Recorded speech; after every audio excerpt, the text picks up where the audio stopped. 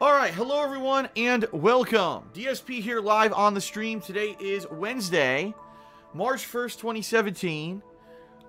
If you're watching this on YouTube, yesterday there was no pre-stream on YouTube because my OBS capture software glitched out. Which sucks because I had a lot of information that I actually relayed to people who were live on the stream, and I was obviously hoping to share that with people on YouTube, and it just crapped out. So, again, apologies for that. Also, apologies to those who are here on the stream, because I'm late. Not necessarily, I mean, I'm an hour earlier. As you know, this week I started streaming an hour earlier than I used to. But I had technical difficulties today, a ton of them. Audio wasn't working, stream chat wasn't working, then my microphone dropped out, apparently. I don't know what happened, alright? But we're good, we're here, we're up and running, okay? And, I'm a little late, but better late than never, right? I'm still gonna get in at least 4+ hours of gameplay of Horizon Zero Dawn on stream today. So, never fear. Never fear. It should, everything should work out well, hopefully. Alright. Alright, so today it's going to be 4 or more hours of Horizon Zero Dawn gameplay right here on this gameplay stream. Later tonight, it will be a first impressions video. After playing the game now for 10 hours, you know, yesterday was fun, 6 hours, half of that was intro, and about half of that was the actual gameplay of the game. Today I'm going to get another 4 hours in. And then I'm going to make a first impressions video tonight for KO Gaming, my other partnered YouTube channel where I put out edited content. And I'm going to talk about what I think about the game so far. You know, about what the strengths, its weaknesses, comparisons to other game franchises and the like. After another 4 hours today, I should definitely have a very educated view on what to expect here with the game and to let everyone know what I think. Alright?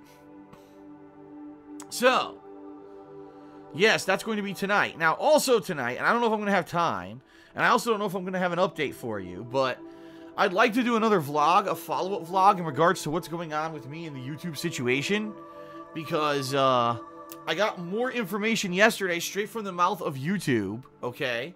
It wasn't good info. Let's put it that way. It was basically almost a push-off. But it's not their definitive end-all answer yet on the situation I'm having with YouTube and ad revenue and all the issues and everything. So, at least in that regard, maybe there will be good news. But right now, there is nothing good coming out of those guys. So, I'm thinking that I will probably tonight, if I have time, make a quick vlog about it. But what I'm hoping is that I have more information today. I'm hoping to hear more from YouTube today on what's going on. And if not, at this point, I think I'm going to contact the head of the partnership program at Machinima, because I really don't feel... I know Machinima is working on it, but I don't think they're really taking it seriously enough, because here we are a week after I initially told them about this issue, and we can't even get a solid answer out of YouTube about what's going on, and this is my livelihood on the line. And I'm nervous. I can't have multiple months of low ad revenue and making no money on YouTube, especially this month, with Horizon Zero Dawn, the Nintendo Switch, Zelda Breath of the Wild, Ghost Recon, Mass Effect Andromeda, MLB, and the Dark Souls 3 DLC. Those are all heavy hitters. These are games that should be bringing in a lot of viewers and a lot of, you know, let's be honest, money for me. That's the whole point. I play the big releases, I cover them, people enjoy it, and I make money doing it. That's how this works. That's how it's worked since day one. And if that doesn't happen because of some bullshit going on behind the scenes with YouTube, I think that we need to really seriously get some people involved here. And I'm not very happy about the situation right now. So, I hope to have more info for all of you shortly, but we'll see. If I don't, like I said, if I don't get any more positive answers today, I might have to just take matters into my own hands. Alright, so, outside of all that, I've got good news. I've got good news for you today, everybody. In regards to my upcoming Teespring merchandise campaign. What does that mean? It means that over the past week, I appealed to my viewers who have any kind of artistic or graphic design skill to submit to me some ideas for maybe shirts or merchandise.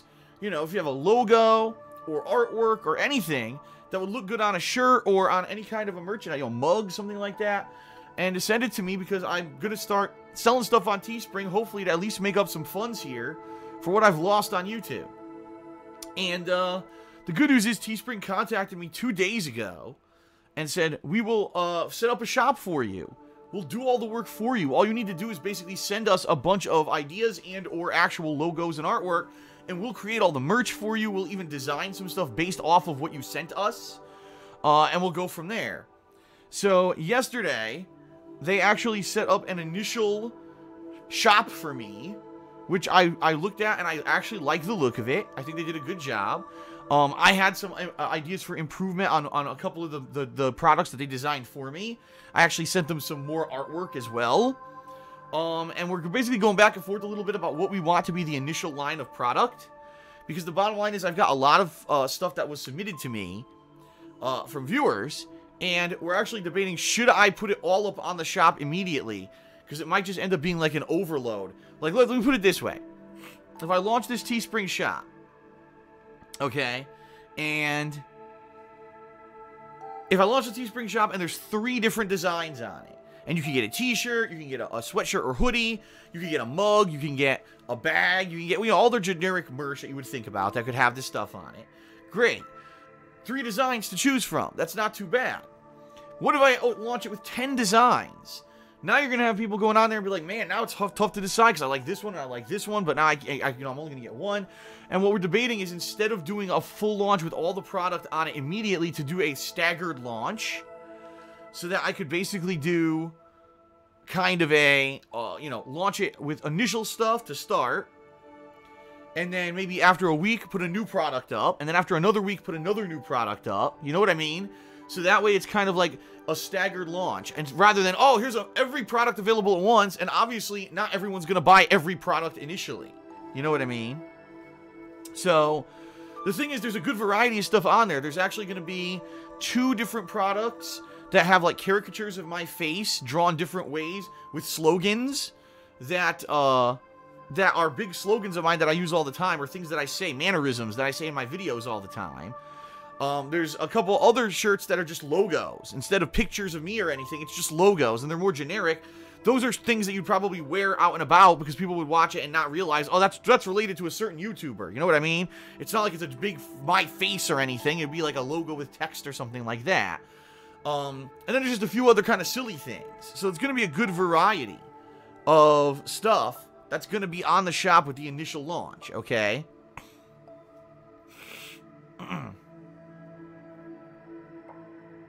So that's the thing. The other thing, the way that Teespring works is, if you put up a product and it doesn't reach a certain amount of buys, right, then it doesn't get made. So the last thing I would want to do is, let's put up 12 products, and because of that, none of them reach the quota to get bought, versus if I'd only put up 3 products, they probably would have reached the quota, right? So that's the deal right now. And we're kind of going back and forth, and they are working on 2 other products as well. There's one that one of their graphic designers is working on, and there's one where they gave me a prototype last night, and I was like, I think maybe we could improve it by doing this, and so we're going back and forth a little bit.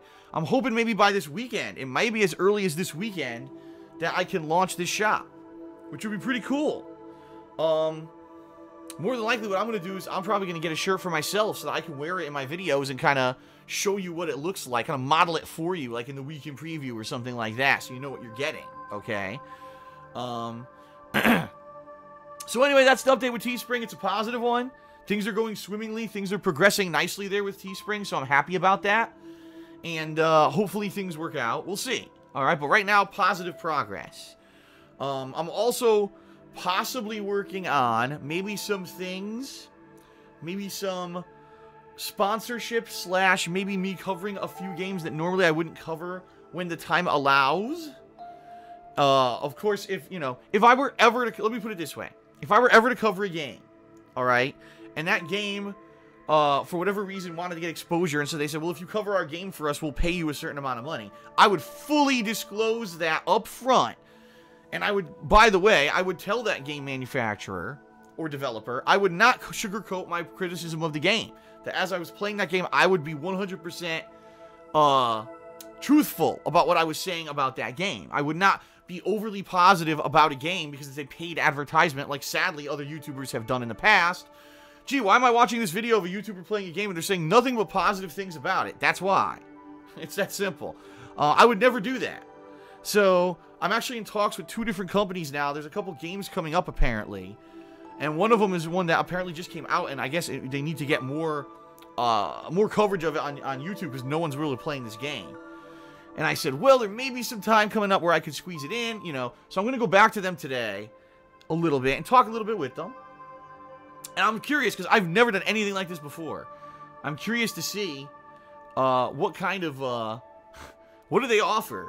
I actually get, you may not believe this, I get emails all the time from indie game studios. And they're like, we'd love if you cover our game. Here's a Steam key. And let's talk money-wise, how much, you know, you want in order to cover our game. And I'm like, what? Are you serious? You're kind of ridiculous.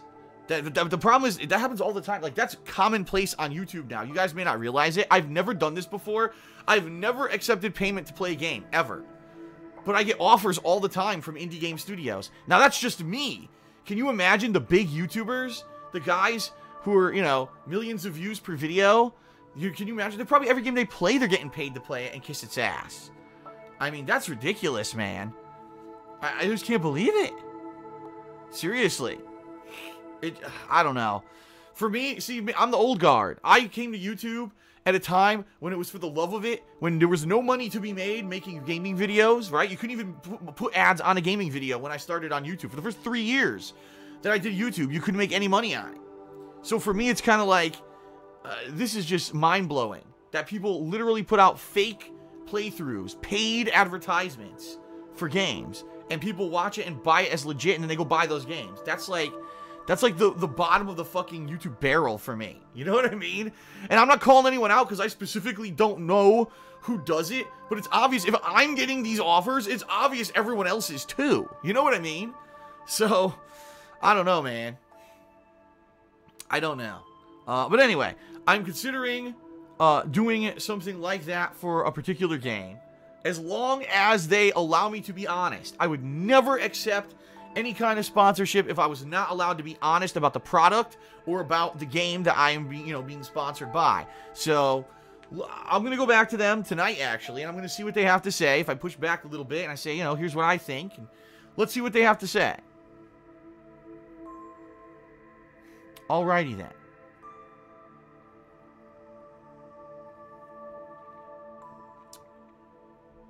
Okay, folks. That's about it. I really don't have much else to say. I will say this. Thank you to everyone who pledged to my Patreon in February. The February campaign has now ended.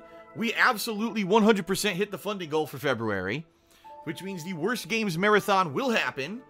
If you did pledge to my Patreon in February, I will be contacting you this Sunday night on Patreon through a private message, and I will let you know if I need information from you to get you your perks or whatever.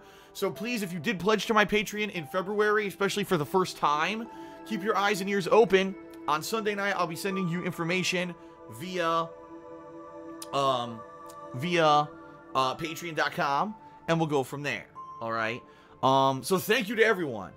I did get, great support on Patreon this month.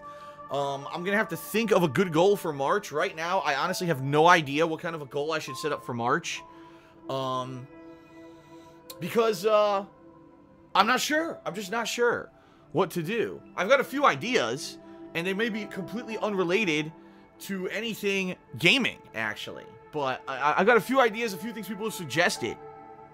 And it may be things that I consider doing, coming up. But, I won't spoil too much. Alright? But anyway, right now, it looks like there's going to be a Patron's Choice playthrough coming up that's going to end up being Danganronpa. And I believe that the remastered version of that game comes out mid-March. So if I finish up Yakuza 0 this week, that'd be perfect, right? Because then I could have Danganronpa as the game that I'm balancing with all the new releases. As I said, excuse me, patrons will be contacted this Sunday for their February goals. Okay? Outside of that, not much else to say. Just thanks everyone for your support. Thank you for subbing here on Twitch. Thank you for cheering during the streams. Thank you for pledging to my Patreon. Thank you for watching the videos. Thank you for watching the streams. Thank you for everything. I hope to keep doing this as a job. We'll see what happens. I hope to have better information and more positive information about the whole situation soon. All right, that's it. We're gonna start with Horizon Zero Dawn right now. Hope you're excited, and let us begin.